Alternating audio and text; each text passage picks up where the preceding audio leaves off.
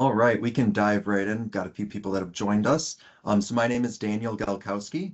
We're just gonna give you an overview of our Sensei platform today, but primarily, and then also go over some roadmaps for the future. But Devin, if we go on to the next slide, we can just kind of give an intro and we can get started here. So my name is Daniel Galkowski. I'm an account manager with Sensei. I've been with us a little bit over 2 years now, since right before we launched the platform. And with me on the call today, I've got Devin Boson, who's the head of our Sensei product, and she'll be providing just a little bit more information on some of the background about why Sensei came to be and some of our sources and methodology. For our call today, we'll just kind of go over a little bit more about the history of Sensei, some of our sources and methodology about how Sensei does our snapshots on a quarterly basis.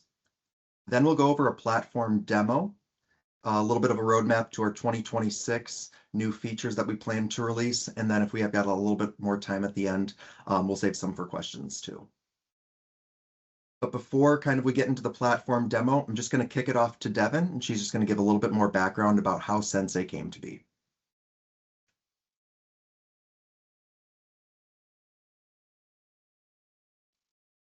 Now, just give me 1 second. Let me reshare my screen. No problem at all. No worries. Great, everyone. Thank you so much for joining. As Daniel mentioned, my name is Devin, and I'm the head of Sensei. We started Sensei in 2022, first as a stream of data, and we've later progressed into building out a platform. But what Sensei really is at the core is a platform of 270 million adults that we've layered on top of it what's called a mover smart, where we are tracking migration, population, and demographic trends through time. The data set goes back to the first quarter of 2018, and yesterday we published the third quarter of 2025, making it one of the most accurate and timely data sets on the market. When we work with our clients, we generally provide data to them in 2 different ways. The first way is that we give them actionable insights straight from our platform. And the second is we allow our clients to connect into either an S3 bucket or Snowflake in order to fetch data via a large data stream. For the most part, we work with investment analysts, developers, brokers, acquisition teams, and market researchers. And we really have a strong niche within the multifamily space and residential.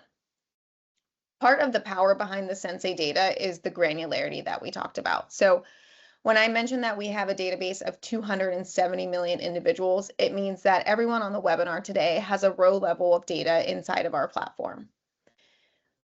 Having that much granularity allows us to be extremely flexible for the way in which we roll up our data. So when we work with our clients, we are providing data at any geographic level, from a single multifamily property to a block group, which is the most common way in which we provide bulk data, zip codes, custom polygons where users are enabled to draw their own boundaries within our platform, county level, CBSA, and state level trends. We got into this space because of our rich history in building out this core data set. So our company was started 15 years ago, and we're owned by Koch Industries. When we first started doing our data diligence, what we needed to have a strong understanding for our work in the nonprofit and advocacy space is precision around what individuals was living in what residential address. Over time, we architected that history, and what that allowed us to do was to look at historical trends. And then the pandemic happened in 2020. So between 2020 and 2022, we started diving deeper into the data to get an understanding of, can we, with the same amount of accuracy as the US Census, as articles that were coming out by Bloomberg, the New York Times, Wall Street Journal, can we predict where people are going to move faster and more accurately? And so at that point, we started building out this movers mart that exists today that looks at from and to movements of individuals and their move history through time. In any given year, we track about 25 million moves. Obviously, if we're looking at 2021, we're going to see something more like 28 million moves. And if we're looking at today's state of the market, we're going to see a lower level of moves as we've kind of seen movement taper with the existing market that we're currently in, with high interest rates and some uncertainty around what's happening with the federal government. When do we think housing prices will stabilize, and the interest rates that go with that? Tracking 25 million moves a year puts us roughly about 80% of all moves that the US Census is tracking. Last year, the US Census tracked about 40 million moves, and we are tracking roughly 25 million of individuals over the age of 18. Once we add children back into that perspective, they account for 10 to 25% of the market. We are capturing about 80% of what the US Census is capturing. Most common use cases for how our data is utilized is being able to perform your due diligence, really talking about data going much deeper, being able to look specifically within multifamily properties where you're able to build multifamily comps, where you can compare up to 5 buildings side by side, preparing for any investment committee documentation, as well as site selection. I think as we go in, Daniel's going to take you through a tour of the platform in which you're going to get a really good feel for how granular the data goes, other metrics that we provide on top of just movement trends, and then the ease of use within the platform. So Daniel, I'm going to hand it over to you if you want to dig into the platform Awesome. right now, and then we can talk in a little bit more detail about advantages of platform versus bulk. Awesome. Perfect. Well, I will go ahead and share my screen. We can just get started on the demo portion of the webinar today. So upon logging into the Censai platform, I've got all of my reports that I've recently ran right here for us. If I wanted to kind of further filter just by kind of some of my market reports or property or trend reports that I've generated, I'll be able to do so on the left-hand side here. But to start, we're just going to first start an Explorer view. Here's where we're just going to look for some macro level trends before diving deeper and learning a little bit more about some of these granular insights that we're learning from Explorer view. So to start, we'll just select our geographic scale on the left-hand side. I've selected county, and then I'll select our overlay here at the top. So I've just selected net migration. And as you can see, the areas on the map that are green are going to be areas that have experienced a positive net migration, and areas in red are going to be areas that have a negative net migration. You can further filter this on the bottom, the time series, just to kind of hone in on specific dates if you're just kind of looking for trends over a specific time period. I usually like looking at the median income map just a little bit more because it can kind of show us a little bit more about, some of the coasts, some of the urban dense areas around the US, around New York, DC, going out to the West Coast to San Francisco and LA. You see a lot of counties with higher median incomes, and then some areas in the middle of the US are going to be areas in red that have some lower median incomes. Another view is to look at migration routes. So I'm just going to select migration routes, and we're going to look at this at the CBSA view. And I'm just going to select Miami because Miami kind of tells us a cool story. We can see a lot of moves have come into Miami from the New York, Jersey City CBSA. And then from Miami, you've seen a lot of people move out to some maybe more affordable spots throughout Florida. This just kind of gives us, we have a hunch about a specific market. We can select this market, learn a little bit more about some insights before diving more into the market to learn more about some of the granular stuff. From here, we're just going to navigate quickly into our AI chat to learn a little bit more about what's happened in Q3 of 2023. Devin mentioned a little bit earlier that moves have slowed a little bit in Q3 of 2023. So I'm just going to ask our AI agent, based on the Q3 2025 data, could you please provide me the top 10 CBSAs with the biggest shifts in net migration? Well, looks like it might have not liked my question. We're just going to try again right there for us. As it's thinking, think of using our AI agent just as your own personal population migration demographic market researcher or an analyst.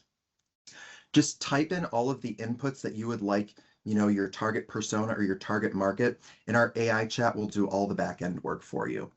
So it has generated our list of all of the markets that are hotter in Q3 of 2025. If I wanted to learn more about a market, I could just interact directly with the chat here and just generate a little market report on the side panel, or generate a full market report from here.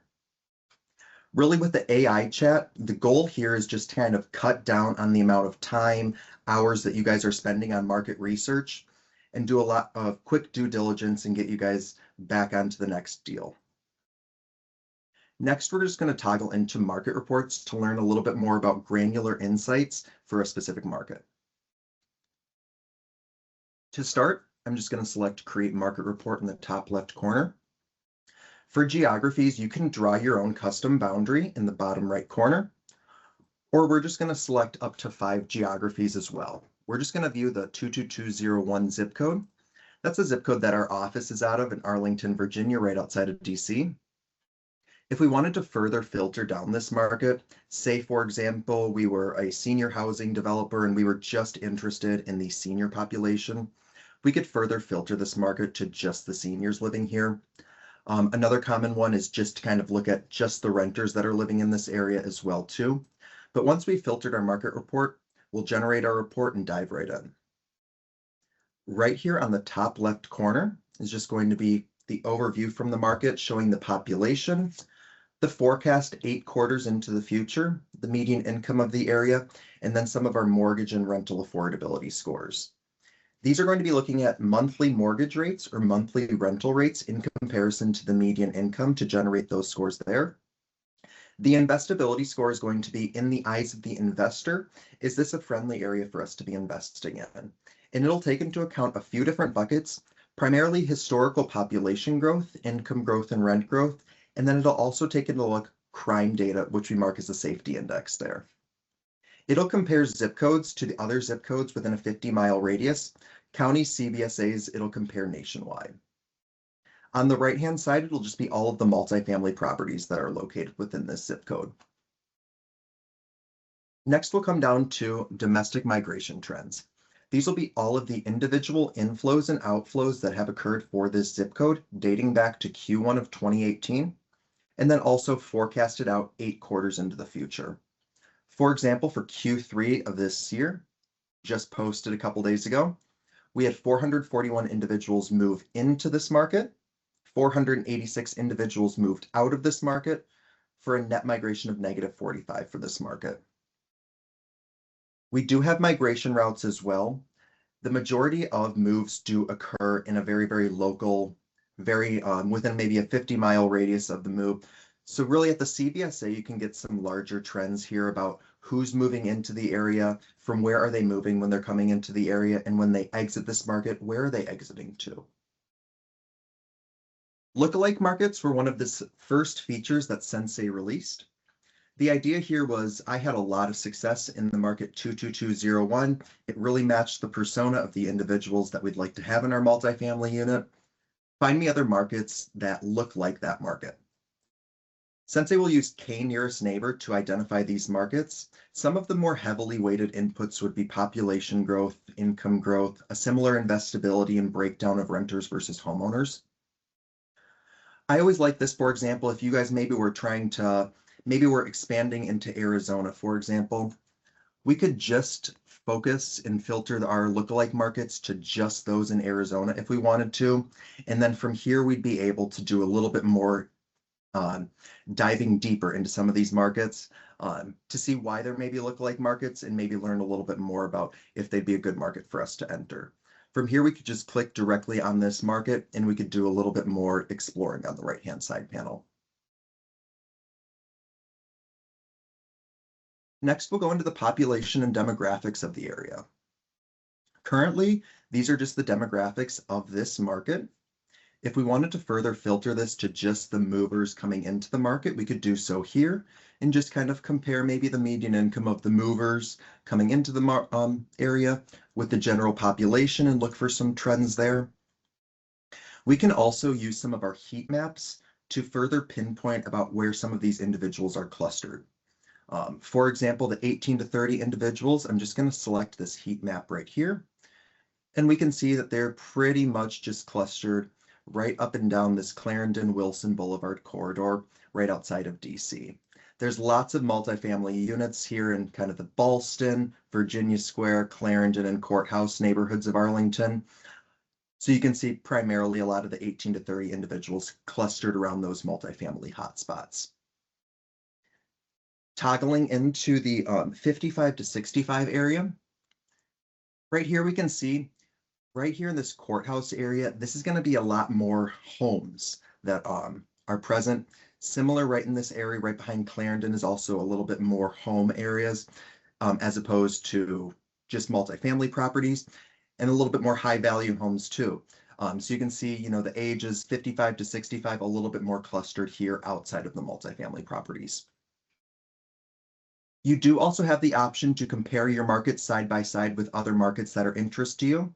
This is just another way for you to kind of view the data if it's helpful for you. So at this point, Daniel's done a great job of walking you through the market report, but would be remiss if we didn't talk about all of the different data points that you're finding within the data set. So to start, about 85 to 90% of all of the data that you see within our platform is proprietary data. So all of the individual metrics that Daniel walked you through across the top are built on our own proprietary metrics, which comes from our primary source of data, which is going to be an underlying consumer compiler file, with years of history updating, cleansing, and matching that data back to individuals in our database. And then we also have a survey research capability as well. And when we answer those survey questions on a nightly cadence, we bring all of that data back in-house to enrich any of the models that you see. So for example, our median income model is a household level income model that we score out at 99% across that 270 million individuals. We use about 40 different inputs to build that model, and then we backtest and train it against the IRS and the US Census. Alternatively, we are trying to give our users of the platform a very robust and comprehensive view of the market. So we're pulling in third-party data, and Daniel showed some of that through our crime data and the rental data, which is in there. So it really is a mix of proprietary data, publicly available data to ascertain that moves have occurred, as well as some third-party vendor searches that really make the platform as rich as it is. Daniel, I'll kick it back to you, but I just wanted to Yeah. make sure that we touched on that granularity there. No, that's perfect. Thank you. Thank you for chiming in. Next, we're just going to pop over into property reports. Right here in the top search bar, I could either search the property address or the property name. I'm just going to select a property that's not too far from our office here because we know the area a little bit. So I just typed in Zoso Flats.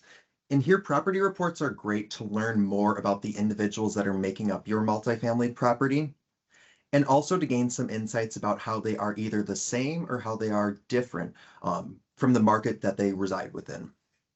So right at the top, we just kind of have some overview stats for this property, the known residents, median income, when was the property built. But as we go down a little bit further, we'll be able to see some more of those granular insights that differentiate it from some of the other nearby properties or market. You'll have the migration routes so you can filter where these individuals move from, but then we'll kind of compare the individual inflows to the zip code. So this will be looking at the net migration of this property, the inflows and outflows, and then the inflows and outflows of the zip code as a whole. And then on the right-hand side, it's going to be comparing the net migration or inflows and outflows to the other nearby properties. So as we can see here, this property, the Zoso Flats, experiencing a little bit more of a negative net migration, especially in comparison to other nearby properties.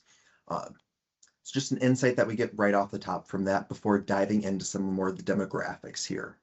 And the demographics are great because here's where we'll be able to kind of see where they're similar and different from the market that they reside within.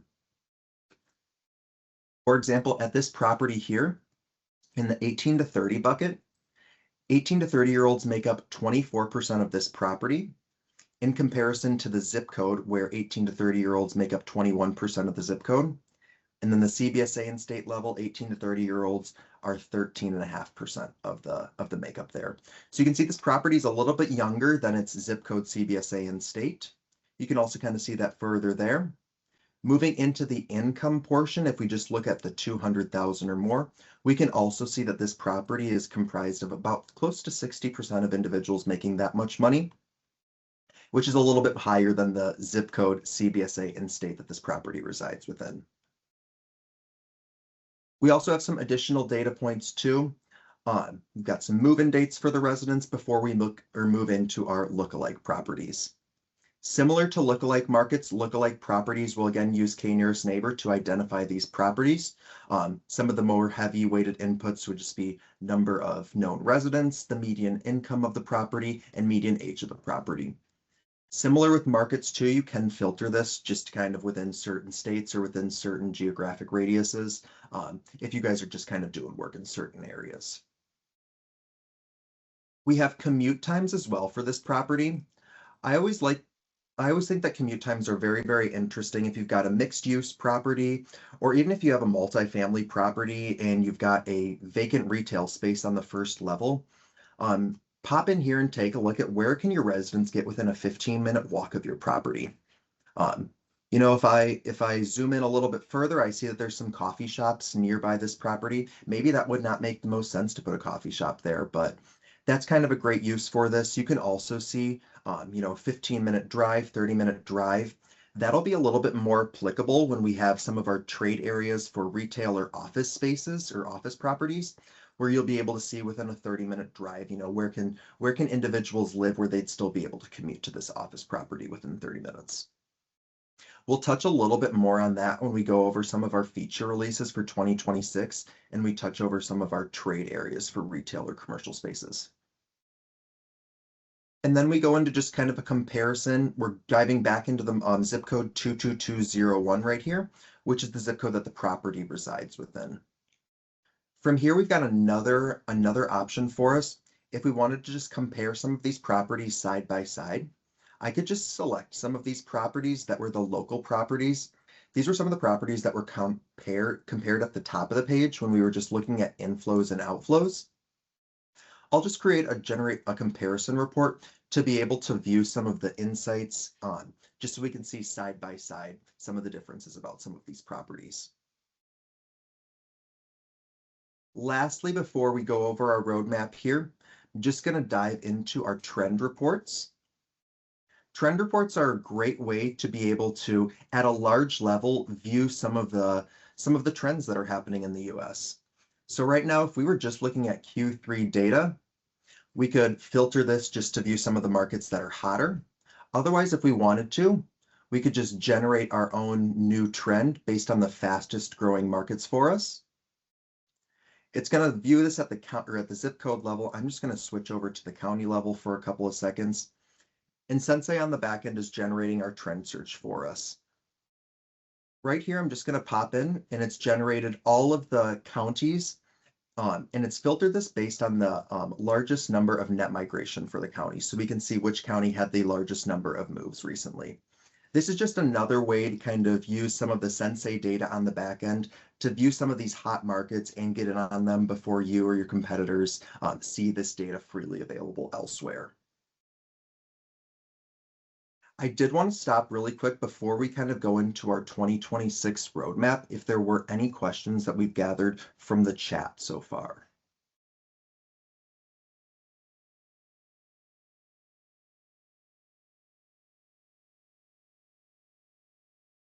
If there were not, we could just kind of go into some of our 2026 roadmap right here. We have one question here. Oh, cool. Let's pause and go ahead and take that. So the question that we received was, do you have more information regarding the commercial properties themselves? And do you have occupancy rates along with the migrations? So a couple different points here. We do have some information on the commercial properties that we'll be looking at. Unfortunately, we are looking at this primarily from the demand side of the equation. So where are individuals moving, and what does that mean for markets, and what does that mean for rent rates? So for example, if I am doing a core plus development on a multifamily property, I'm able to pull the rents from other local properties in the area and look at the individuals moving in to get an understanding of what level can I set my rents at and what does that mean for my NOI. But outside of some basic assessor information, we don't have more information on the property themselves. We are, as part of the roadmap that Daniel's going to get into in just a minute, we will be releasing a new product feature within the platform in mid-January, where we've made a strategic partnership with a company called Resimplify to bring in commercial listings. That will provide additional information around the listing. It will have the listing date, the sale price, the zoning information. It will have estimated cap rates as well. So that will come for more commercial properties beyond just the residential space. The second part of the question was, do you have occupancy rates along with the migrations? We do utilize occupancy rates in our investability score, and that's a source that comes from the federal government. However, when we're thinking about occupancy at the multifamily level, we'll tell you the number of units as well as the number of individuals that we are tracking within the building. But we don't have a precise occupancy rate that says 99% of all units in that Zoso flat building are filled. So I hope that answers your question. But if you do have more, we can connect offline and I can give you a little bit more information around how we source our data and what is available to us. Um, I Daniel, do also you want see to take that, the next question? yeah, I see that Abby had another question for us. What is the most interesting use case from this year? I feel like there's a couple different use cases. Number one, just kind of a senior housing case. It's been really, really helpful for senior housing being able to filter some of their market reports. Because, for senior housing, they're interested, A, are seniors living in this area? What percentage of the market is comprised of the 65 plus bucket? Taking it a second step, of the moving population, are seniors moving into this area? So we'll be able to kind of filter just by the inflows and view that there. And then C, looking at the hot spots at those demographic heat maps, where are the seniors clustered within this market? That's from the senior housing standpoint, just kind of a use case that we've seen there too. I would say though, for the most part, being able to, the amount of time that's saved, being able to use Sensei just as your own personal analyst, or the amount of man hours that have been saved on market research just by coming into Sensei and either utilizing our trend search or the AI chat to be able to locate some of these insights. A, just way before they are freely available across the rest of the market, or B, just in a very, very easy spot, has saved a lot of people time. So usually hearing from people that they've saved so much time using the Sensei platform is always something that's pretty interesting and pretty cool to me. Cool, cool. Well, if we don't have any of their other questions at the moment, I can just kind of dive a little bit more into our 2026 roadmap. And then if there are any questions, feel free to flag those in the chat for us too. So as Devin mentioned, the first one to start, starting at the beginning of the year, we will be adding commercial listings into the platform. These will be in addition to multifamily listings, it'll be all types of classes. So you'll be able to either go into a market and view the commercial listings that are active within that market, or we will have just a separate portion on the Sensei platform for you to be able to go in, filter by asset class and by geography, and then view all of the commercial listings that are in that area. In terms of commercial listings, Devin, was there anything else that we were looking to add that I maybe missed during that portion?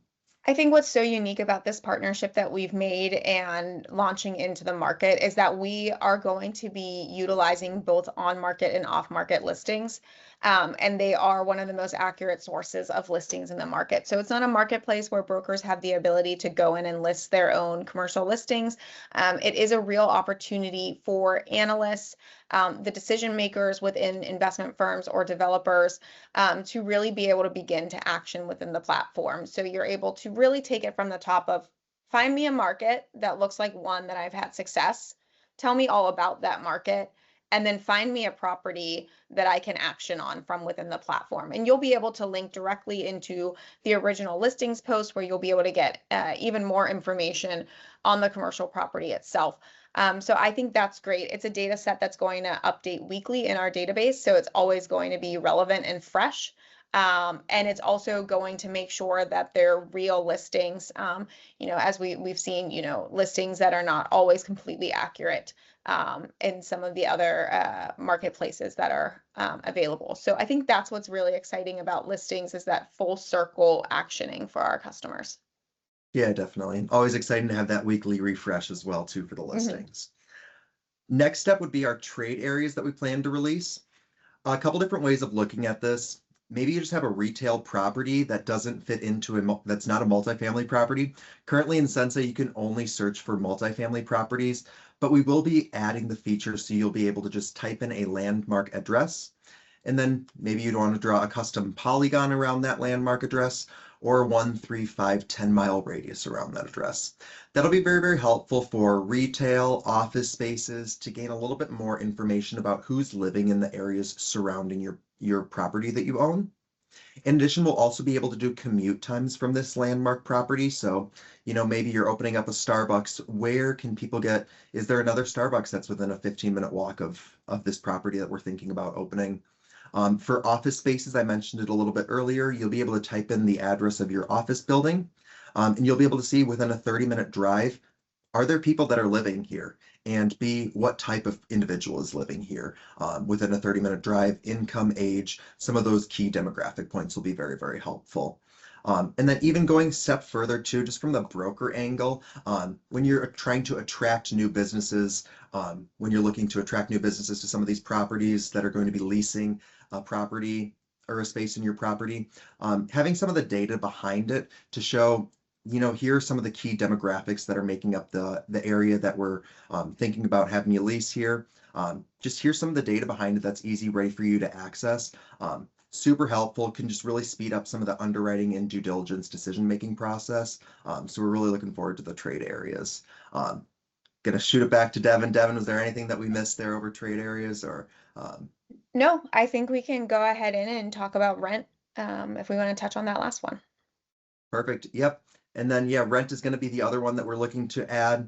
An average rent rate for the zip code as a whole, but then we will have some rent rates for individual properties. You'll be able to filter this down by 1 bedroom, 2 or 3 bedroom properties. And then you'll also be able to look at it either by price by square foot.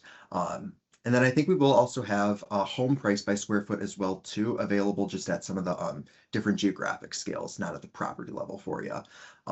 Those will begin to be added here at the beginning of Q1 and just kind of, I believe that will be a continuous process throughout Q1 of 2026, and I'm sure throughout 2026 as we gain more coverage in our rent spaces. But that'll help us with all of our rental affordability scores, average rent rates per property, and just kind of further make our data even more accurate in the future. We do also plan to enhance a little bit more of some of our employment data as well too throughout 2026. But if that's a data point that's very, very interesting to you, I'd recommend that you book a meeting with us just so we can talk through some of that and just make sure that we'll be able to kind of tailor some of our employment data to meet your needs.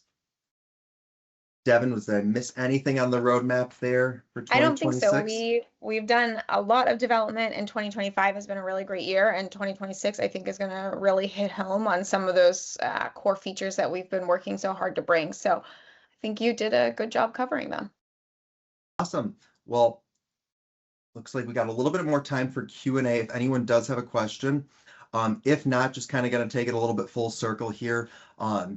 Really, we'd love to have you guys schedule a meeting with us and we can kind of talk through a little bit more about the differences, what makes Censai different. Ultimately, it does come down to our individual row level database of all 270 million adult Americans. From there, we'll track the individual moves. It allows us to do an updated snapshot on a quarterly basis. Q3 2025 data is already in the platform for you to go and explore. This data is in there months, if not years, before it'll be freely available to the nearest competitor.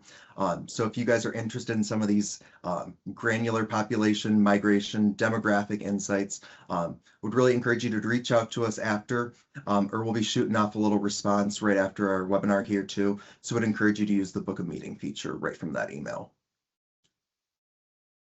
But if there are not any additional questions, Devin or Abby, are you guys seeing any questions just on the back end?